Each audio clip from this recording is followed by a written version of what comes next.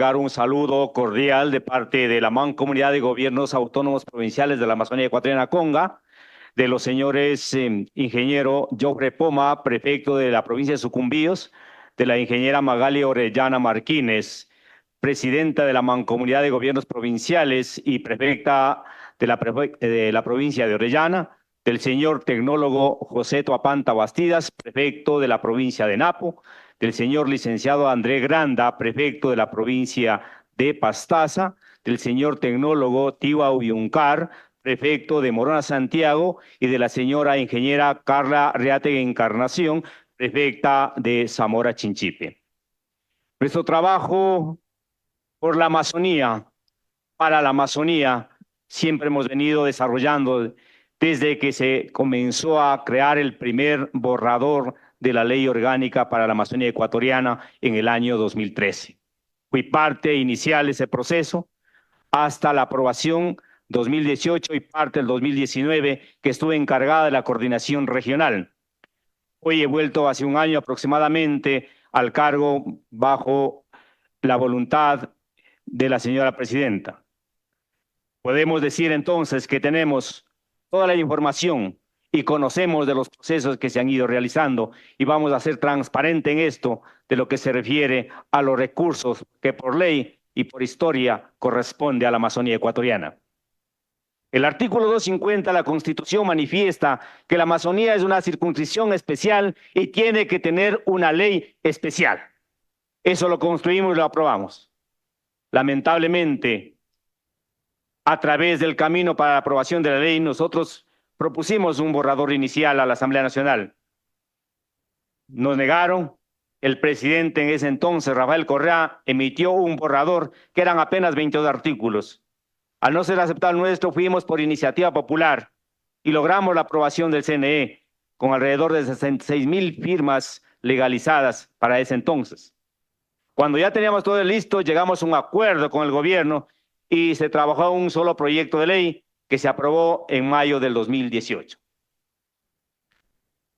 ¿Qué generaba esta ley? Principalmente buscaba el desarrollo de la Amazonía a través de los gobiernos centralizados de los 3 niveles, parroquial, municipal y provincial, y se creaba una Secretaría Técnica de Planificación, que luego lamentablemente cambió en funciones del Estado Central.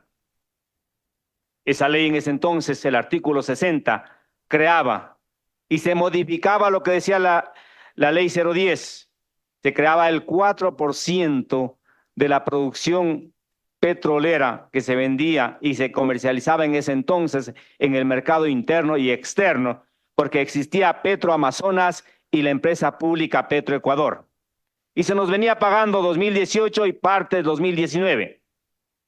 En el 2019 se fusiona Petroecuador y Petroamazonas y aparece una figura aparentemente legal que el Estado crea y el viceministro aprueba, y en ese momento dice que ya no existe mercado interno y por lo tanto no tiene que reconocerse esas regalías petroleras para la Amazonía porque ya no hay facturación.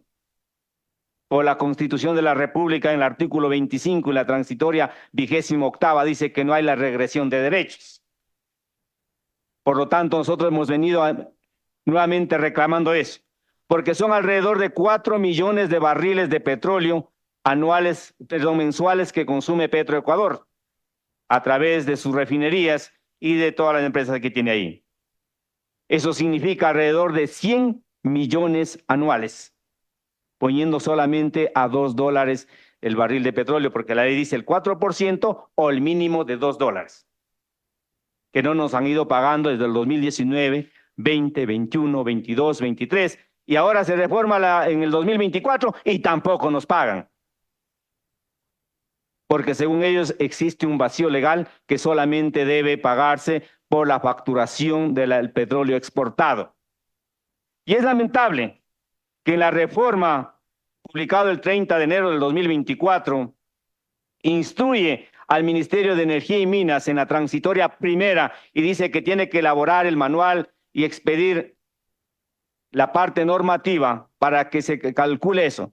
Y con fecha 15 de marzo, inclusive fuera de la fecha que les daba de 30 días únicamente la transitoria, incumpliendo la ley, el Ministerio nuevamente norma con fecha 15 de marzo y hay publicado con fecha 1 de abril y nuevamente ratifica, para vergüenza del gobierno central, no reconocer lo que dice la ley y nos siguen pagando solamente del mercado exportado. Además de eso, el artículo 59 de la ley reformatoria del 30 de enero manifiesta que tiene que ser de la producción fiscalizada. Tampoco se está cumpliendo. También hay incumplimiento de la ley en el artículo 59.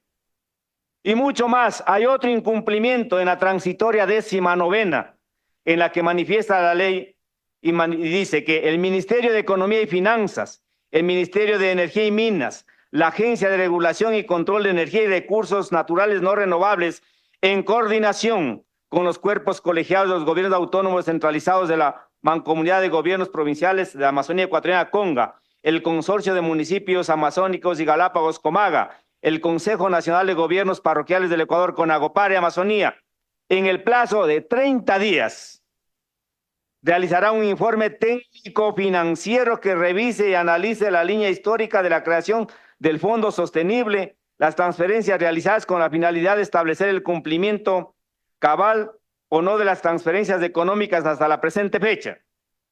Si de los resultados existiese la falta de transferencias económicas por parte del gobierno central, se elaborará un plan de pagos a la entrega de dichos recursos económicos en un plazo no mayor de 90 días para cumplir las obligaciones económicas a favor de la región amazónica. Esto ha quedado solo en texto, señores legisladores.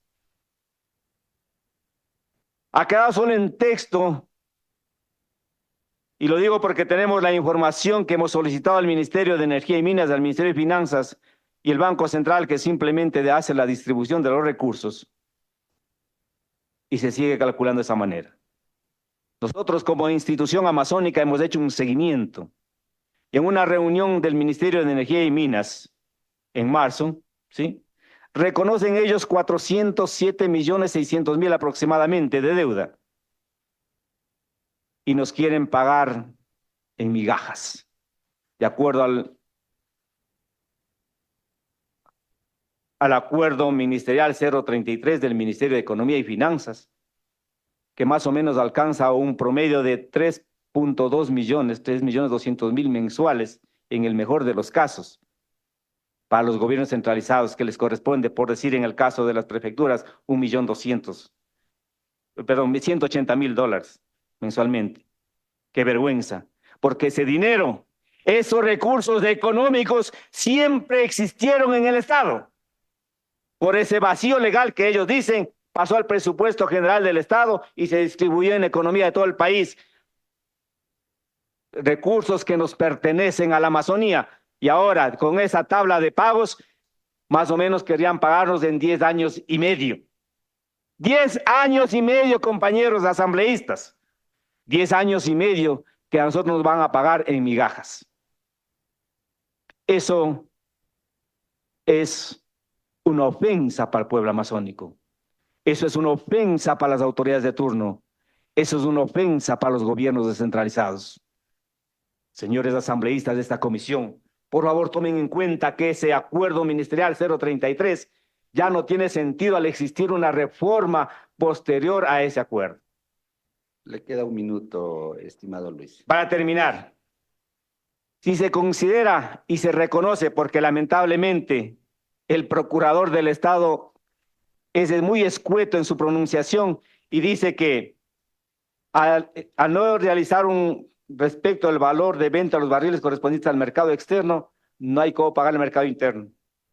Y haciendo una relación a eso, el Estado solamente considerando la producción total de la Amazonía ecuatoriana con cierre a julio, aparte de los 400 millones por los servicios petroleros, nos debe 925 millones de dólares solamente en petróleo. Falta aún por definirse y transparentar las regalías mineras y las regalías hidroeléctricas. La Secretaría Técnica, para nosotros consideramos que lamentablemente no funciona. Tenemos dinero, tenemos proyectos presentados. Al cierre de 2023 existían entre proyectos bien o tal vez mal elaborados 600 proyectos presentados por los diferentes gobiernos descentralizados de los 3 niveles y comunidades. 142 millones de dólares ahí que no se pueden ejecutar por la incapacidad que tiene esta institución, que está en manos del Estado. Y sobre todo, hacerles notar, señores asambleístas, que la máxima corrupción en el Estado ecuatoriano es justamente por los recursos producidos en la Amazonía ecuatoriana.